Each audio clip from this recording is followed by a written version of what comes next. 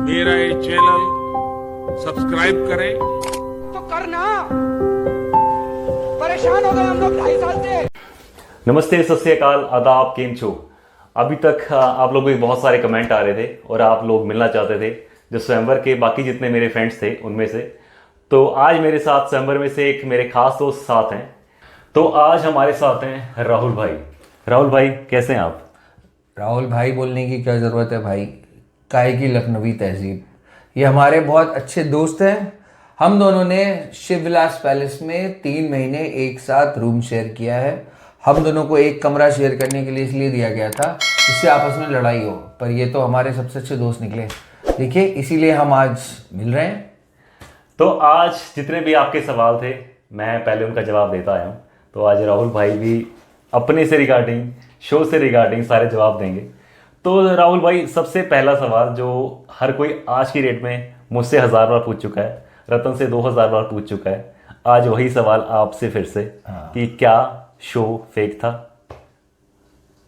किसने बोला show fake था? बहुत सारे कमेंट्स आते हैं आज की डेट में भी। जो लोग ये कमेंट करते हैं, अगर उनको लगता है कि शो फेक था तो फिर उन्हें देखना ही नहीं चाहिए था।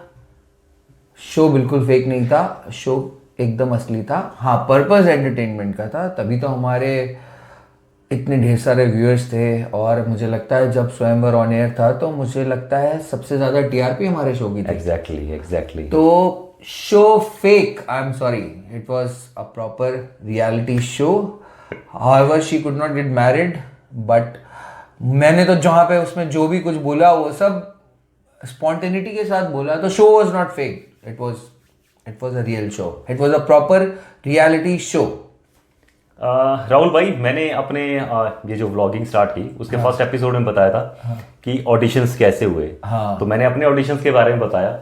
तो मैं आपसे जानना चाहता हूँ कि यार आपके ऑडिशंस कैसे हुए थे, सिलेक्शन कैसे हुआ, वो प्रोसेस हम इनको थोड़ा बता देते ताकि और लोगों को यकीन हो जाए कि हाँ, ये बिल्कुल जेन्युइन सिलेक्शन थी और जेन्युइन प्रोसीजर था। तो आपके ऑडिशन कैसे हुए थे और सिलेक्शन कैसे हुआ शो के regarding? I think they hired a very big casting और some agency for the auditions. Okay. And I was in Dubai at that time, मुझे याद है। और इंटरनेशनल रोमिंग में फ़ोन उठाना बहुत बड़ा खर्चा हुआ करता था। तो 3-4 बार कॉल आया किसी लैंडलाइन से। तो होटल के नीचे बहुत दूर गर्मी में एक टेलीफोन बूथ था, मेरे पास बूथ कार्ड था। तो वहाँ गया, कॉल बैक किया तो पता चला कि they had called us from Imagine TV. Okay. और उसके बाद it is regarding some show which is a marriage based show. तो हमने कहा यार हमारी उम्र नहीं है अभी शादी करने की। तो but they said we got a profile, आपकी प्रोफाइल मिली है और आपके बारे में पता चला है, आप क्या करते हो? मैंने कहा फ़िलहाल तो मैं जॉब कर रहा हूँ। And then they asked lot of questions. तो मैंने कहा भाई मेरा मीटर बहुत तगड़ा चल रहा है, I am coming back to India in 2 days, तो फिर हम उस पर चर्चा करते हैं। फिर when I came back to India, उसके बाद they had a long conversation on phone. Okay. Then they told us to send some family pictures, you remember, कि अपने साथ की कुछ रियल पिक्चर्स भेजिए, मम्मी पापा के साथ, अच्छा, ऐसा मेरे साथ नहीं हुआ। अच्छा, मेरे साथ हुआ था। ओके। फिर my audition was in Bombay, आपका चंडीगढ़ में हुआ था ना? हाँ। तो उसके अब मुंबई में क्या है कि ज़्यादातर यू विल सी एक्टर्स, मतलब because Mumbai is all about actors and models. तो मेरा ऑडिशन जो है उन्होंने स्केड्यूल किया था दादर में किसी स्कूल में। Okay. Because generally audition hubs are mostly Andheri, Bandra, Malad and all. वहाँ पे इसलिए नहीं किया था उन्होंने कि it was a very selective audition, shortlisted audition. Okay. तो अगर वो अंधेरी, बांद्रा, मलाड कहीं पर करते तो मुझे लगता है 10-20-50 हज़ार लोग आ गए होते। डेफिनेटली। तो इवन दिल्ली में किसी प्राइम लोकेशन पे करते। एग्जैक्टली। तो मेरा ऑडिशन दादर में किसी स्कूल में हुआ था and they scheduled an audition. और मैं पहले जा भी नहीं रहा था। मैं बहुत लेट राइजर हूँ। उन्होंने 12 बजे बोला, मैं 1 बजे सो के उठा, यार नहीं जाना है, मन नहीं है। लेकिन मेरा एक दोस्त है जो रूम पार्टनर था, eight that time I was living with my friends. Okay. तो उसने मुझे बोला, भाई जाओ, ये बहुत बड़ा रियलिटी शो है, तुमने उससे पहले वाला नहीं देखा क्या?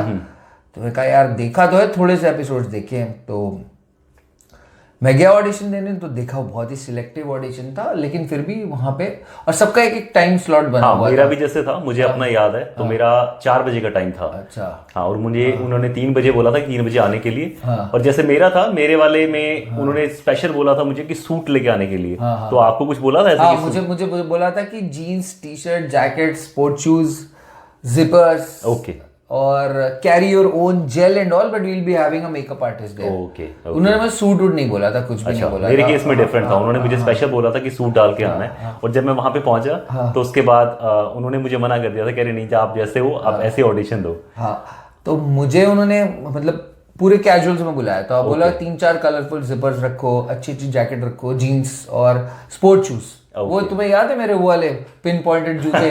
तो वो मैं लेके गया था, मैंने कहा ये पहनूं, तो बोलते नहीं ये नहीं, आप जो स्पोर्ट शूज पहन के आए ना, स्नीकर्स, वही पहन के ऑडिशन। तो जब मैं वहां पहुंचा तो पहले ही मेजरमेंट भी हो रहा था हमारा। अच्छा। में मतलब whosoever has come for the audition, सबका मेजरमेंट हो रहा था। एक टेलर वहां पे था, एक ड्रेस डिजाइनर था, मेजरमेंट हो रहा था। पहले मैं पहुंचा तो बोले यू आर टू लेट। तो और उनका 2-3 बार कॉल भी आया था बीच में। तो मैं बताया कि मैं तबीयत नहीं ठीक थी, बहाना मारा। फिर मेरा audition I think started around 6 o'clock। Okay. और अंदर एक पूरी टीम बैठी हुई थी और रतन का एक बहुत बड़ा सा कटआउट लगा हुआ था। और उसके बाद शुरू का 15-20 minute they started an introduction round कि अपने बारे में बोलते जाओ, जितना आता है, जो आता है बोलो, जो भी है। मेरे टाइम पे भी इतनी मोटी बुकलेट थी। अच्छा। और उन्होंने पूरा एक एक पेज पलट पलट के सवाल पूछे। और अच्छा। वो कम से कम 1 या 1.5 घंटा ऑडिशन चला था। अच्छा। और वो पूरा बुकलेट में उन्होंने एक एक कॉलम या एक एक लाइन थी, वो सब कुछ फिल किया। मेरे साथ क्या हुआ था, शुरू के 15-20 मिनट अपने आप को इंट्रोड्यूस किया। ओके। उसके बाद बुकलेट के हिसाब से सवाल पूछे। ओके। वो ना उनके जो क्वेश्चंस होते थे वो बहुत स्पॉन्टेनियस थे, क्योंकि जो टीम बैठी थी, may be your audition might have done by some other team. हाँ, डेफिनेटली। मेरा जो हुआ था वो कोई और टीम होगी। तो दे स्टार्टेड आस्किंग क्वेश्चंस। और फिर उसके बाद वो जो रतन का कटआउट था, बोलते कि इससे आप इनसे शादी करेंगे? अभी तो आपकी उम्र है नहीं शादी करने की। क्यों? 21 साल के बाद तो शादी हो ही जाती है ना भारतीय संविधान के हिसाब से। 18 की लड़की होनी चाहिए। वो 18 की है कि नहीं? हम 21 से ऊपर है। तो उसके बाद उन्होंने बोला वो सामने खड़ी है और उसे प्रपोज करो। सेम मुझे भी सेम क्वेश्चन बोला था उन्होंने। तो since I was already working somewhere and I was an aspiring actor, तो मेरे लिए सबसे अच्छी बात थी, इसी से कुछ दिन पहले कोई जी टीवी का कोई शो था, सीरियल था, उसके लिए मैंने ऑडिशन दिया था। अच्छा। और उसमें ऐसे ही था कि लड़की को प्रपोज करना है, बहुत ही इनोसेंटली प्रपोज करना है। और तुम्हें मालूम है कि उसके भाई लोग बहुत पिटाई करेंगे। तो उसी को लड़की का नाम चेंज करके थोड़ा सा और नेचुरली मैंने रतन को प्रपोज किया उसमें। And they were very happy. उसके बाद याद है मैंने बताया कि वो बैंड बाजा बारात में उन्होंने मुझसे डांस करवाया था। और बाद में बोलता था ना, वो बोलते थे अरे आपने तो रणवीर सिंह से भी अच्छा डांस किया। तो फिर उसके बाद डांस भी आई थिंक 2-3 गानों में कराया था। अच्छा। वो बैंड बाजा बारात पे एक डांस कराया था, और एक आई थिंक मिथुन दा के गाने पे भी डांस कराया था। और एक वो जानू मेरी जान जिसपे मैंने परफॉर्म किया था, उस पे भी डांस कराया था। और I think my audition went till 7:30-8 o'clock, क्योंकि मुझे याद है उसके बाद मैं दादर से पलेडियम मॉल गया था। तो मुझे याद है। और उसके बाद मतलब it was a very good audition और it was very selective audition. I personally feel कि शायद कोई बोलता 25,000 लोगों ने अप्लाई किया था, कोई बोलता है मैंने भी जो सुना 65,000 लोगों ने अप्लाई किया था। 50,000 मैंने भी सुना था। 50,000 इन्होंने शायद all over India, pan India मेरे हिसाब से 3,000 लोगों के ऑडिशन भी लिए थे। ओके। और उसके बाद जो सिलेक्शन हुआ है वो पहले 20 लोगों का होना था, फिर 16 लोगों का हुआ। आई थिंक मुझे ऐसा आई गॉट। अच्छा राहुल भाई, अभी जैसे आपने बताया कि इससे पहले आप ऑडिशन पहले ये भाई ना बोलो भाई। अरे आपने यार, तुम भाई हो मेरे यार। आप मत बोलो, आप मत बोलो। अच्छा राहुल भाई, तो तुमने जो ऑडिशन दिया था, इससे पहले भी ऑडिशन देते थे, तो अब सबको सुन के या सबको ये वाली देख के ये लगेगा कि ये तो एक्टर्स थे, क्योंकि काफी लोगों के आज की डेट में भी कमेंट आते हैं कि ये लोग तो एक्टर्स थे। तो क्या मकसद था? शादी करने का मकसद था कि सिर्फ वहां पर एक अटेंशन चाहिए थी, या फिर एक प्लेटफॉर्म चाहिए था? क्या मकसद था? देखिए, जिसको जो सोचना है उससे हमें कोई फर्क नहीं पड़ता है। मैं अपनी सैलरी स्लिप दिखा दूं अभी, तो प्रिंट आउट बोलो तो दिखा दे कि भाई नौकरी तो कर ही रहे थे उस समय। और मैंने बोला कि आई वॉज गिविंग ऑडिशंस इन मुंबई। उनको ऐसे कैंडिडेट्स चाहिए थे, ऐसे कंटेस्टेंट्स चाहिए थे जो ऑडियंस से अपने आप को रिलेट कर सके। ठीक है, सबसे पहली बात तो ये खुद का मकसद क्या था यहाँ खुद का मकसद, अगर शादी हो जाती तो कर लेते। शी वाज अ सेलिब्रिटी यार, she is still a celebrity.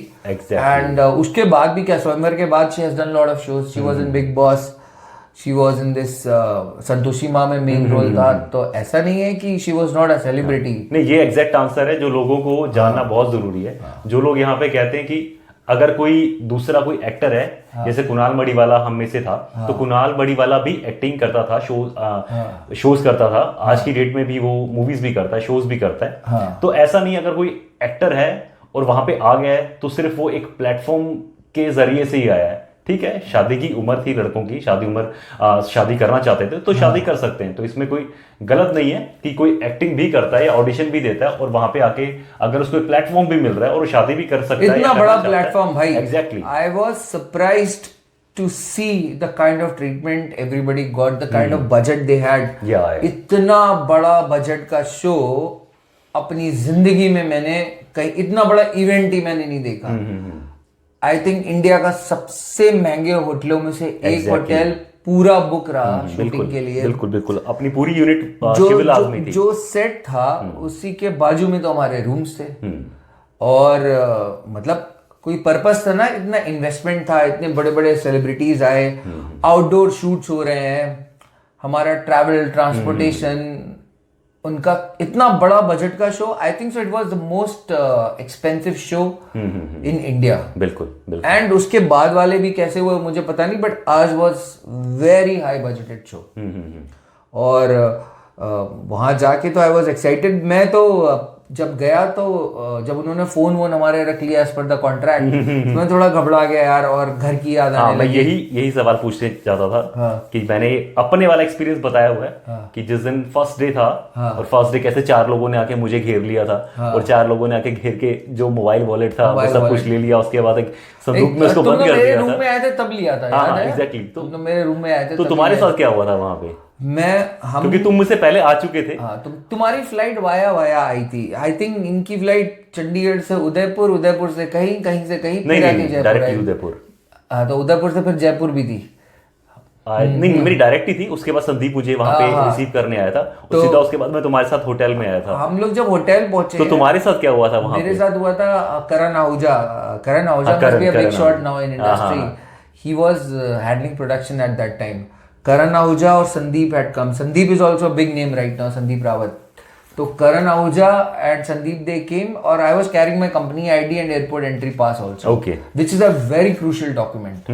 तो उन्होंने ले लिया और मेरे वॉलेट उठाया, बोला ये सब हम जमा कर रहे हैं।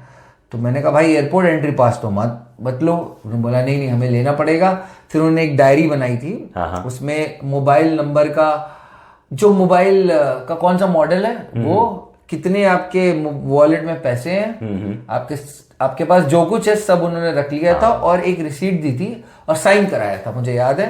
लेकिन मैं तो इस शर्त पे गया था ना कि मुझे मेरे घर वालों से रोज बात करानी है। You were not getting that privilege. नहीं, I was also getting that monthly, weekly. मेरा दिन में 2 बार होता था। ओके। नहीं, मैंने ये वाली बात ही नहीं की थी उनसे। तो मुझे सिर्फ एक वीक में एक बार ही अलाउड था और मैं एक ही बार करना चाहता था उस टाइम पे।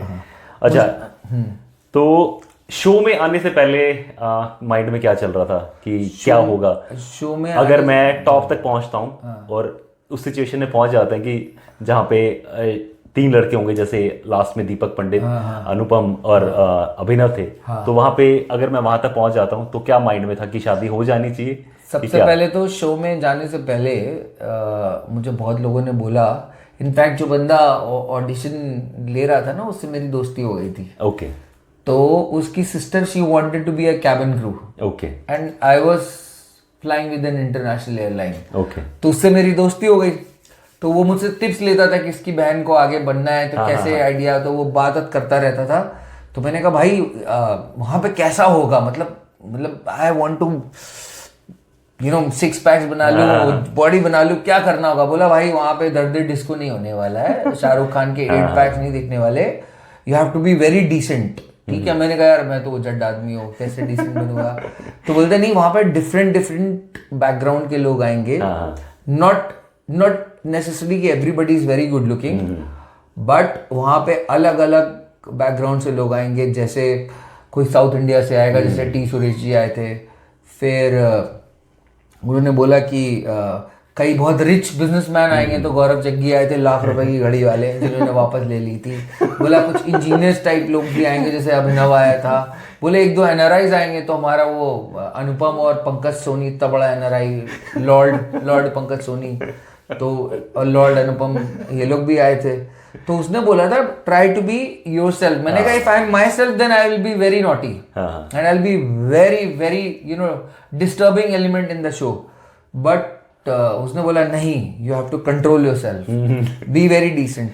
तो अगर आगे टॉप 3 में जाते तो 100% शादी हो जाती, कर लेते, उसमें क्या दिक्कत है यार। Good. अब तक 2 बच्चे खेल रहे होते हैं आंगन में, स्कूल जा रहे होते, केजी वेजी में पढ़ रहे होते। अच्छा, तो राहुल जी अपना जो सब, वो क्या नाम था उसका जो पहले दिन एलिमिनेट हुआ था? वो दबंग, वो रितेश जायसवाल। तो जितने हम लड़के थे, उन लड़कों में से सबसे ऐसा लड़का कौन लगा कि जो आपको लगता था कि ये शो में नहीं होना चाहिए? यार देखो, सभी मेरे दोस्त बन गए थे। हाँ, I was more connected to you and Abhinav, because you तो specially because you were my room partner. Exactly है, और अभिनव से भी धीरे धीरे बढ़ गई दोस्ती।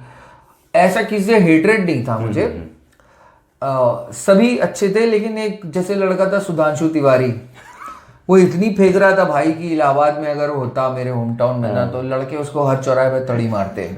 उसने बोला मैं मॉडल हूँ, मैं सुपर मॉडल हूँ। उसने बोला मेरा घर कनॉट प्लेस पे है। कनॉट प्लेस पे घर है भाई तेरा, मतलब उसकी कोठी है कनॉट प्लेस पे। और उसने बोला कि मैं इंडिया के सबसे एक्सपेंसिव जिम में मेरी मेंबरशिप है, और मैंने करीब 50-60 तो प्रिंट शूट्स किए हैं, और मैं तो सुपर मॉडल हूँ। तो उसकी, आई शुड नॉट से यार, बट लिटरली वो मुझे चाय वाला लग रहा था है। लेकिन जो फेंक रहा था ना, तो मेरे लिए खिलौना बन गया था। तो जब तक शो शुरू नहीं हुआ था, तो मुझे लगा यार ये इन लोग को बुलाया है, मैं मतलब भाग जाऊं क्या? मतलब मुझे लगा यहाँ पे कुछ ज्यादा ही जहालत तो नहीं होने वाली है। लेकिन फिर मुझे समझ में आया कि वो कंटेंट चाहिए, तो कंटेंट तो वो डायरेक्टर निकाल ही लेगा ना ऐसे कॉमेडियन से। शुरू में निकालने के लिए, काटने के लिए तो अच्छे लोग चाहिए ना। तो सबसे अगर कहा जाए तो सबसे लेस एलिजिबल था, वो हम काउंट करते हैं सुधांशु तिवारी को। See you have to be a very good human being, सबसे पहले एग्जैक्टली। तो अब Sudhanshu Tiwari on a personal front and Pankaj Soni, these two guys are very insecure, and Kunal Maniwala. Kunal Maniwala actor था, और अच्छी बात है, एक्टर होना बहुत अच्छी बात है, और एक एक्टर की रिस्पेक्ट करनी चाहिए, एक एस्पायरिंग एक्टर। बिल्कुल। लेकिन कुणाल मणिवाला एक ऐसा आदमी था कि वो बहुत ही, मतलब वो ऐसा मौका परस्त आदमी था कि वो चाहता था कि वो बेस्ट करे और दूसरे सबसे खराब करे परफॉर्मेंस, टास्क। और वो बहुत ही फिशी था, बहुत ही। और पंकज सोनी वो स्लाइटली वल्गर। पंकज सोनी, हाँ, पंकज सोनी मुझसे पर्सनल फ्रेंड में, मुझसे पर्सनल फ्रेंड में था उसका। और अपना Sudhanshu was not a good human being. Sudhanshu was not a very good human being, क्योंकि यार क्या होता है ना, उसकी बातें, उसका मतलब दूसरों को देख के वो औरतों की तरह जलना। मुझे लगा था कि ये साला, मतलब ये काय को आया है स्वयंवर में, ये तो खुद ही औरत है, औरत का स्वयंवर हो रहा है क्या बे? तो उसका मुझे लगा। फिर एक दो टास्क में हमने देखा कि उसने सारी चीजें उठा ली। वो जो टास्क हुआ था जिसमें सब कुछ और ना ड्रेस में भी मैं देखता था। अब जैसे यू रिमेम्बर पहले दिन मुझे मनीष मल्होत्रा की शेरवानी पहनाई थी, डिजाइन की specially. And I still remember कि बांद्रा में जो प्रोडक्शन हाउस है उसके हेडक्वार्टर में जाके कॉन्ट्रैक्ट साइन करने के बाद उन्होंने मनीष मल्होत्रा के स्टोर में भेजा था मुझे मेजरमेंट के लिए। तो लगा था कि हाँ भाई कुछ तो अच्छा शो है। बट वो हो रहा था, मैं हमेशा देखता था कि जबकि सबसे वाहियात बाद में कपड़े मुझे ही दिए गए हैं बाद के एपिसोड्स में, लेकिन मैं देखता था वो हमेशा दूसरों को देख के वो सुधांशु तिवारी अपनी Jealous अपने factor था। अपने दुखों से इतना दुखी नहीं था जितना दूसरों की खुशी से दुखी था वो। ओके बाकी everybody was a different character, सबकी एक यूनिक पर्सनैलिटी थी। To be very frank, you had your own still एक अलग पर्सनैलिटी, एक अलग सेंस ऑफ ह्यूमर, और अभिनव की अलग अलग पर्सनैलिटी। और अनुपम, एक बार बता दूं, वो कॉमेडियन था, थोड़ा सा जाहिल पने वाली बातें करता था, लेकिन वो यार सेंस ऑफ ह्यूमर उसका भी बहुत अच्छा था। एक यहाँ पे मैं इस चीज़ को थोड़ा रोकना चाहूँगा। हमारे स्वयंवर में राहुल भाई का ना एक आदत थी सबको एक पेट नेम देने की, और एक पेट नेम था जो वहाँ पे बहुत फेमस हुआ, वो पेट नेम था पिगी।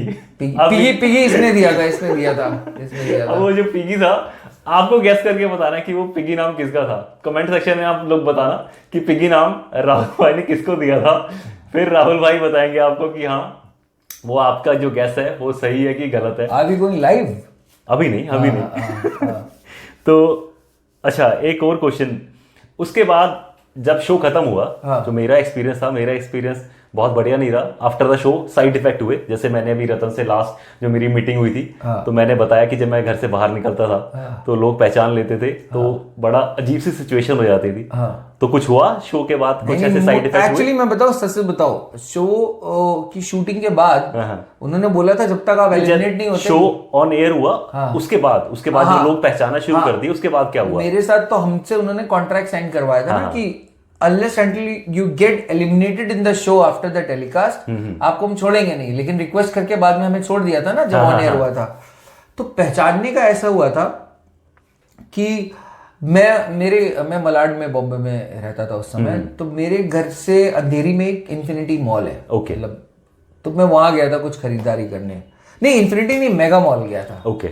तो वहां पे मुझे नहीं पता था कि शो से आदमी इतना फेमस हो जाता है।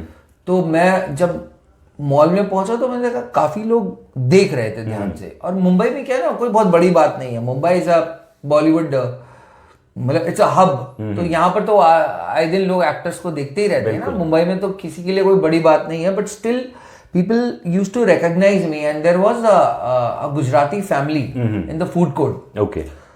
तो वो आए बात करने, और उस समय शायद पहला ही एपिसोड टेलीकास्ट हुआ था। ओके। तो it was a good experience. Then I used to travel to Dubai a lot. तो दुबई में बहुत लोग पहचानते थे। हमारी सबसे ज्यादा रीच पाकिस्तान में थी। पाकिस्तानी जो ऑडियंस थी ना, वो बहुत पसंद करती थी। अभी भी जैसे जो सही चैनल है, इस चैनल पे काफी कमेंट आते हैं मुझे। तो सऊदी से, दुबई से काफी लोग आज की डेट में भी। पाकिस्तान की तो फैमिली ने मेरी पहली सेल्फी जो खींची थी ना, वो पाकिस्तान की एक फैमिली थी। दुबई में देरा सिटी सेंटर मॉल था, वहां पे उन्होंने मेरे साथ फोटो खिंचवाई। तो it was a good experience. कभी किसी ने कोई उपहास नहीं उड़ाया। मैं इलाहाबाद जाता था, इलाहाबाद में भी लोग पूछते थे, बातें करते थे। और इवन अब्रॉड में, पाकिस्तान में, मतलब मैं पाकिस्तान नहीं गया, दुबई में पाकिस्तानियों ने बहुत अच्छा रिस्पांस दिया। और इंडियंस जो अब्रॉड में सेटल्ड है, एनआरआईज, काफी अच्छा एक्सपोजर था। काफी आई थिंक अनुपम और कई लोगों के तो कटआउट यूरोप में भी लगे थे। यूरोप में नहीं, वो यूके में था। वो मुझे किसी ने वहां से सेंड किया था। मेरा मित्तल और अनुपम का यूके में, वहां पे लगे हुए थे, कटआउट लगे हुए थे।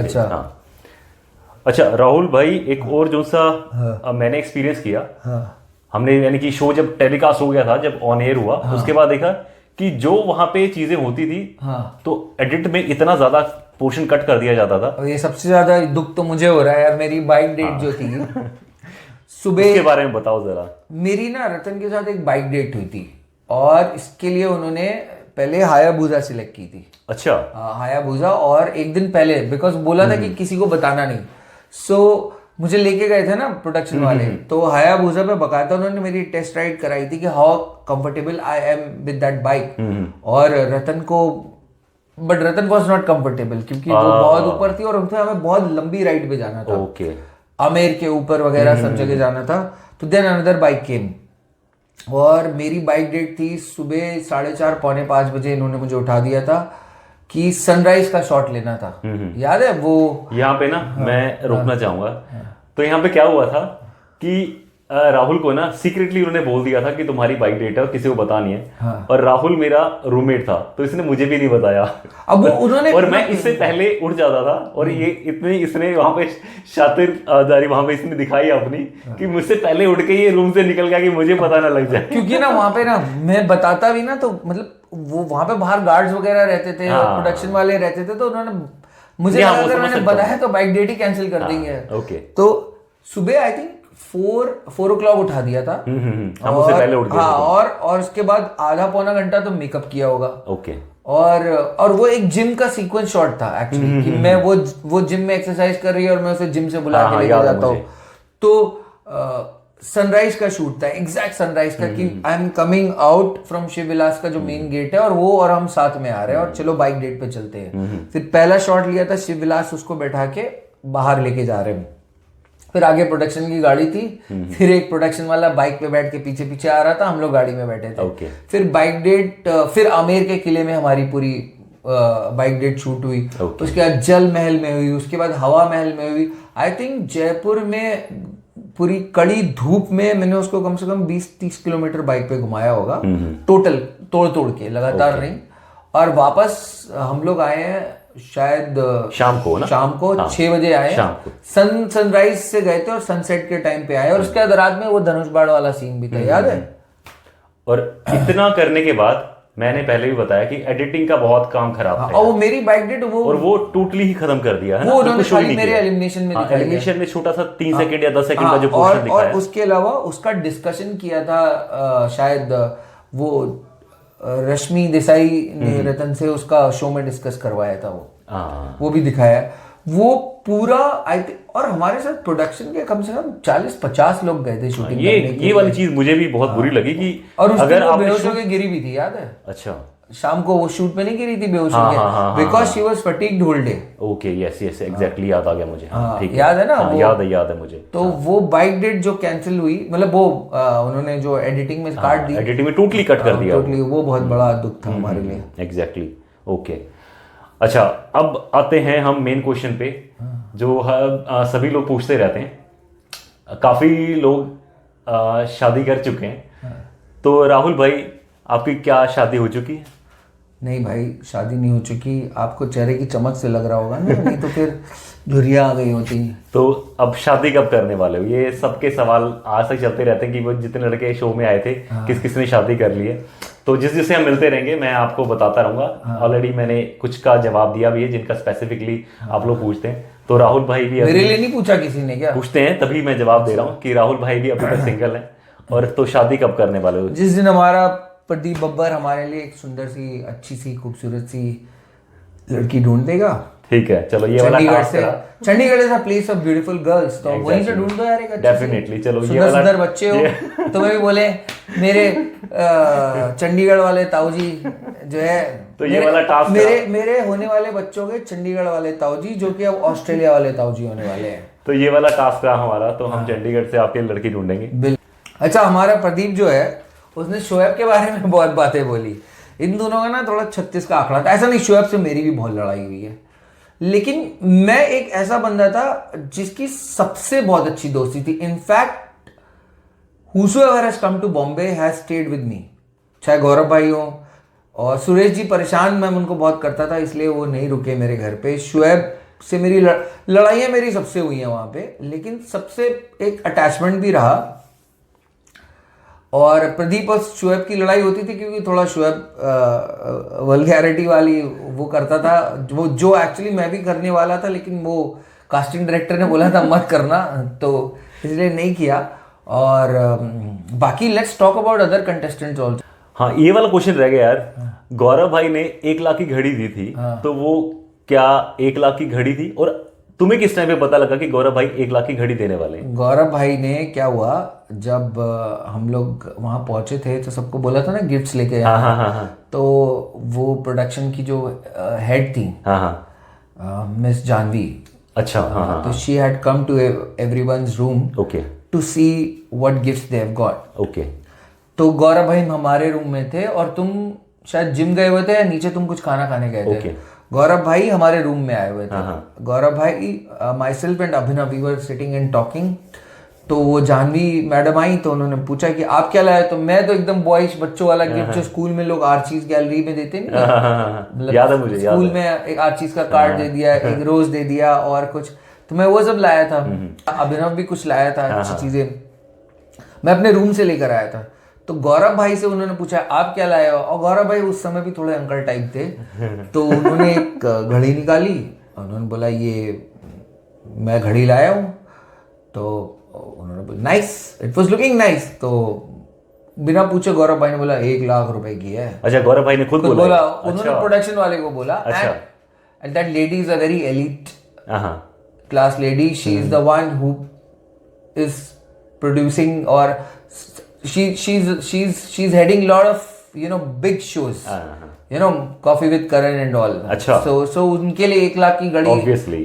1 लाख की घड़ी इज नथिंग, मतलब वो शायद उनके पास ऐसी 10 घड़ियां होंगी, तो she also gave a यार ये why is you telling the price है। और फिर मैंने बोला, मैंने कहा इस घड़ी में ऐसा क्या साला 1 लाख रुपए की घड़ी, बताओ 1 लाख रुपए में कितना जिम का प्रोटीन आ जाएगा, कितना जूस मेरे महीने साल भर का जूस आ जाएगा, इतनी महंगी घड़ी देने की क्या जरूरत है। और तुम्हें याद है जब गौरव भाई को जलील करके निकाला गया था, तो मैंने उनसे बोला था काहे की 1 लाख रुपए की घड़ी दे के जा रहे हो, इतनी बेइज्जती हुई है। ये वाली चीज मैंने आप लोगों को पहले ही बताई थी, तो आज इसी का खुलासा खुद राहुल खुद करेगा। अब क्या हुआ ना, क्या हुआ था उस टाइम पे जब गौरव भाई एलिमिनेट होके वहां पे आ गए थे? गौरव भाई तो को नहीं, पहले वो सीन बताओ, वो एलिमिनेट होके जब आ गए थे तुमने और अभिनव ने वो चिट्ठी लिखने के लिए, गौरव भाई एलिमिनेट होकर आए और उनको ना अटैची के साथ उनको जलील करने वाला शूट था कि चलो निकलो। तो मैंने कहा गौरव भाई जा रहे हो इतनी फजीयत करा के, तो यार थोड़ा सा मतलब थोड़ी सी वो बटोरो, क्या बोलते हैं, टीआरपी बटोरो, एक काम करो 1 लाख रुपए की जो घड़ी थी वापस ले लो यार। गौरव भाई शादी होगी तो अपनी बीवी को दे देना। वो चिट्ठी किसने लिखवाई थी? तो वो मैंने ही लिखवाई थी गौरव भाई को। उसके वर्ड्स जो उस समय तो चैट जीपीटी नहीं था भाई, नहीं तो चैट जीपीटी से हिंदी में लिखवाता। मैंने उसमें उनसे चिट्ठी लिखवाई कि तो क्या लिखा था उस चिट्ठी में? उसमें लिखा था कि आप मेरी घड़ी वापस कर दें क्योंकि हमारे बीच में अच्छा तालमेल नहीं बैठा है और मैं यहाँ से बहुत दुखी होके जा रहा हूँ, मैं बहुत आहत होके जा रहा हूँ और 1 लाख रुपए बहुत बड़ा अमाउंट होता है, तो वो आप मुझे वापस कर दें। तो वो चिट्ठी जब उन्होंने लिखी तो वो डर रहे थे देने में। अच्छा। तो मैंने हमारे जो मैनेजर थे संदीप, उनको बोला भाई नया मसाला मिला है। तो संदीप तो संदीप रावत ने डायरेक्टर को बताया। फिर जो हमारी क्रिएटिव हेड थी सुचेता, उनको पता चला। तो फिर गौरव भाई का एक और सीन लगा था ना उसके बाद, फिर उन्होंने बोला आप ही अपने हाथ से उतारो। भाई गौरव भाई फेमस हो गए नहीं बेचारे, बिना फेमस हुए बेइज्जत हो गए तो जा रहे थे वो, तो कम से कम थोड़ा फेमस हो गए। और 1 लाख रुपए, पहली बात तो 1 लाख रुपए बोलने की जरूरत क्या थी। एंड ही इज टेलिंग कि वो 1 लाख रुपए की घड़ी, वो भी वो जो प्रोडक्शन हेड थी, I think she was a producing supervisor और something, she was on a very higher designation. वो यार उनके लिए 1 लाख रुपए की क्या वैल्यू है। तो फिर गौरव भाई ऐसे ही निकले जलील होके। शुएब को मैंने बोला था बदतमीजियां कम करो, अब देखो शुएब को तो उन्होंने शिवविलास के सबसे बाहर वाले दरवाजे में शूट किया था, वो बड़ा गलत हुआ। अच्छा एक हमारे वहां पे जूनियर आर्टिस्ट भी था, याद है? Junior artist Pankaj Soni. पंकज सोनी जो था वो ऐसे करता था ऐसे है। और पंकज सोनी के साथ क्या हुआ कि उसके जो पहली बात तो वो बोलता ही कम था, मतलब वो बोलता था लेकिन वो ऐसा नहीं बोलता था कि उसको रखा जाए शूटिंग में। तो पंकज सोनी जो है उसका बेचारे का डांस काट दिया। कौन से गाने पर डांस किया था? किसी why oh girl you are mine. हाँ बेचारे पंकज सोनी का वो बताओ इतनी मेहनत से उसने डांस किया, वो भी उन्होंने काट दिया। बताओ इतना महंगा उसका, उस पर खर्चा भी बहुत किया था। एडिटिंग के टाइम पे सब कुछ ही कट कर देते थे लोग, उसका कट कर दिया। ही वाज आल्सो नाइस, मतलब ऑल आर गुड फ्रेंड्स। मुझे तो ऐसा लगता है if I have to live those moments again, I would love to live with all of them because they all are good friends. बिल्कुल जो भी था, कुछ लड़ाइयाँ हुई या कुछ भी, तो मेरी लड़ाई तुमसे भी हुई है थोड़ी सी। तो मेरी तो इनसे बच्चों वाली लड़ाइयाँ होती थी। ये मेरे पास क्या था उस समय, बाहर अब्रॉड जाना शुरू किया था ना, तो वो होता था कि विदेशी कपड़े विदेशी जूते पहन के आना है।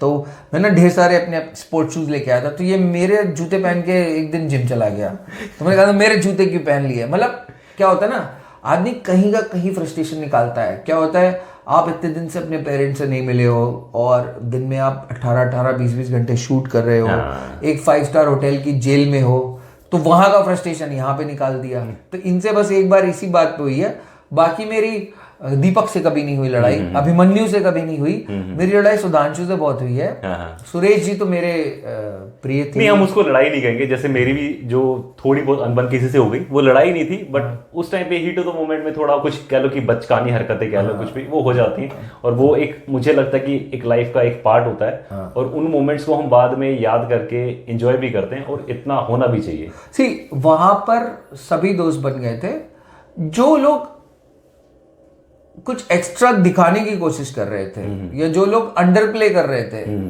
वो मुझे पसंद नहीं आया। जैसे मुझे सबसे ज्यादा हंसी तो मित्तल साहब को देख के आ रही थी कि उनको लगा कि बस वो यहां से निकलेंगे और यशराज फिल्म से उनको ऑफर आएगा अनुष्का चोपड़ा के साथ।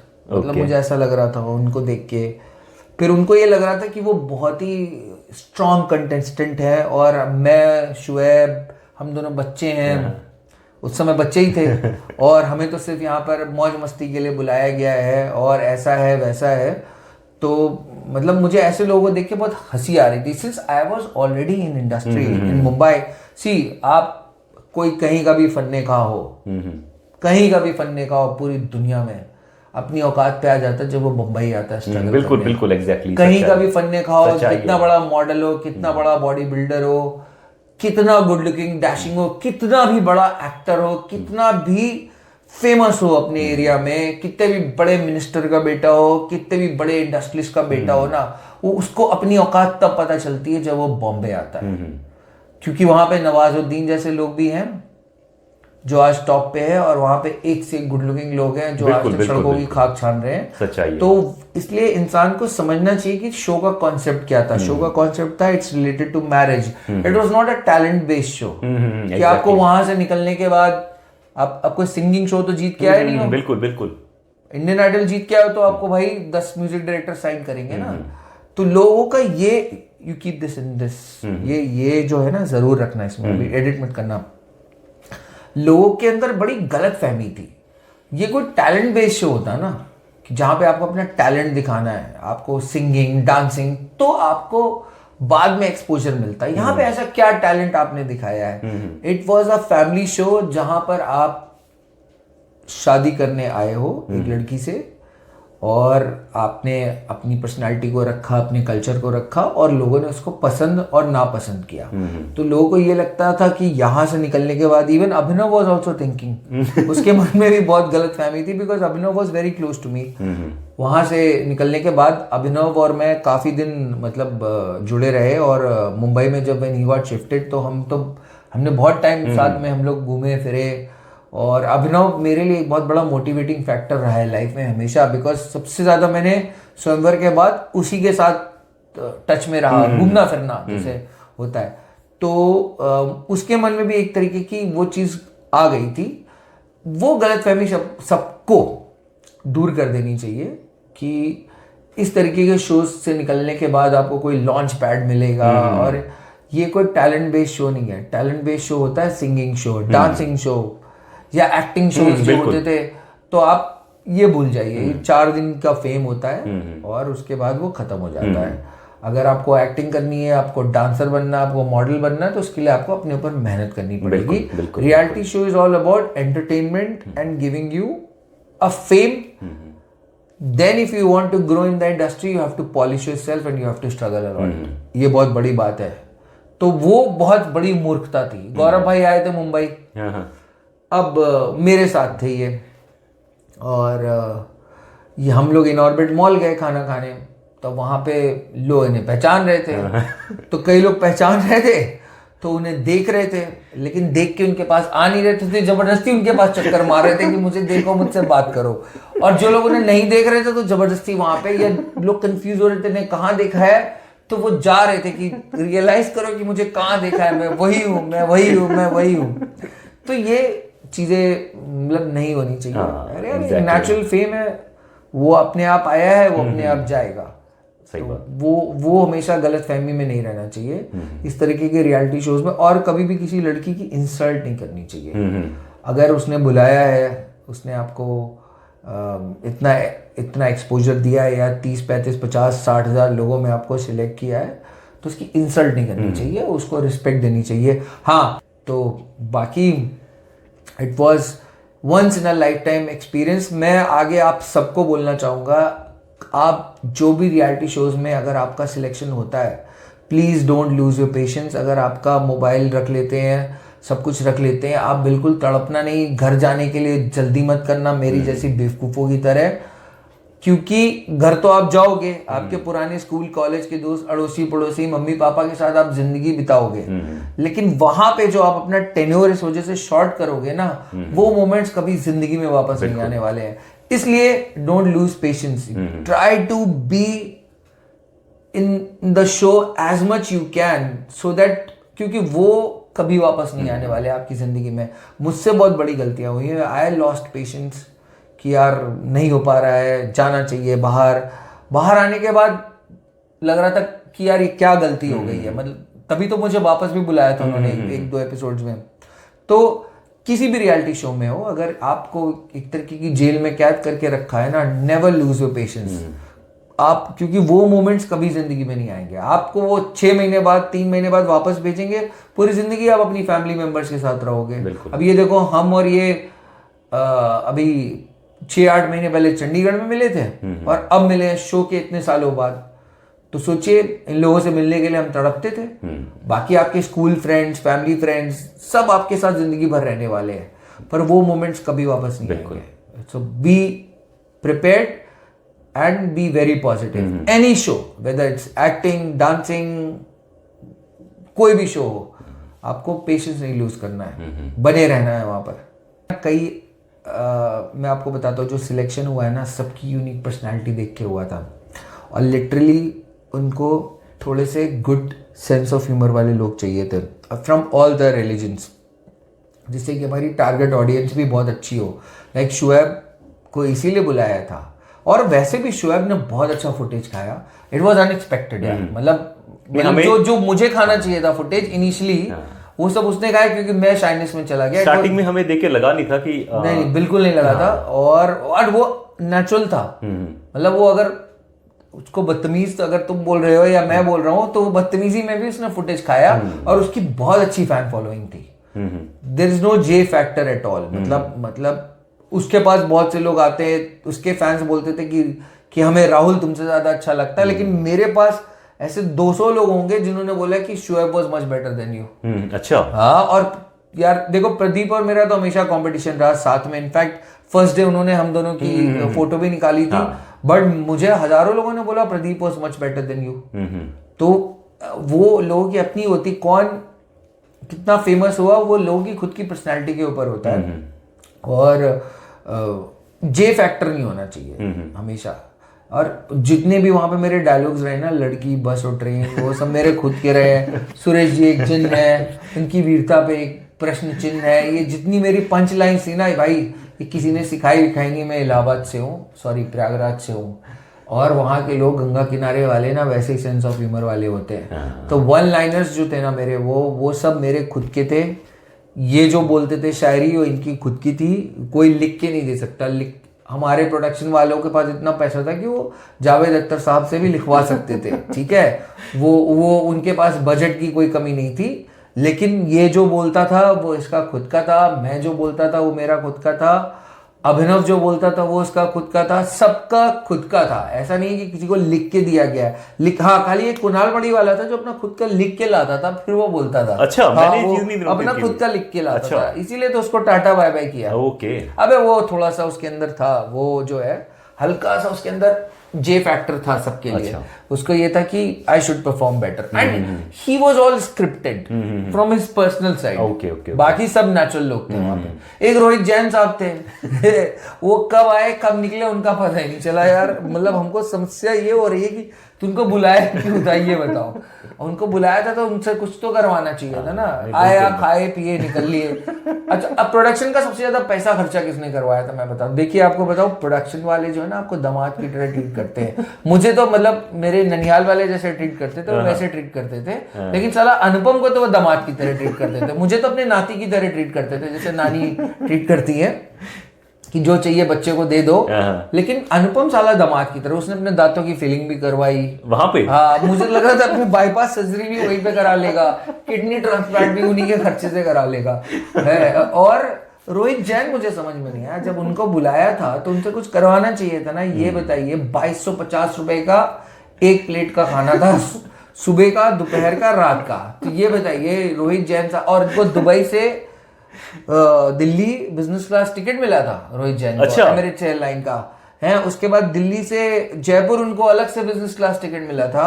उसके बाद आना जाना खर्चा और रोज 6750 रुपए का खाना खाते थे वो, और इतने महंगे महंगे कपड़े पहनते थे। कुछ तो बोलना चाहिए था ना मेरे भाई, बिना कुछ करे इतना प्रोडक्शन का पैसा खर्चा करवा दिया। भाई जब कोई खर्चा कर रहा है तो उसको वसूली तो दो ना। देखो हम लोगों ने वसूली दी कि नहीं दी, ये बहुत जरूरी है। एक बात आपको बताओ, रतन को अगर शादी करनी थी, अगर इस शो के थ्रू नहीं करनी थी, तो इसके पीछे कोई पर्पस था ना, एक एंटरटेनमेंट शो था जिसके थ्रू शादी होनी थी।